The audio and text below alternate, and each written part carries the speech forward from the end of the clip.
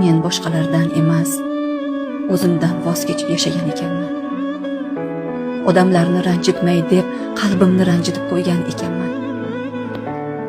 Boshqalarni eshitay deb o'zimni eshitmay qo'ygan ekanman. Sabrni noto'g'ri tushunibman. Chidash deb sukutni, tavakkul deb o'zimni unutishni tanlabman. Alloh esa hammasini ko'rib turibdi. Shuning uchun u to'xtatadi, jim qiladi. O'zingizni topishingiz uchun yolg'iz qoldiradi. Chunki banda o'zini yo'qotib qo'ysa, ibodat ham og'ir kelar ekan. Qalb charchasa, hatto duo ham ko'z yoshga aylanar ekan. Bugun tushundim. O'zimdan voz kechish taqvo emas, o'zimni asrash, Alloh bergan omonatga xiyonat qilmaslik ekan.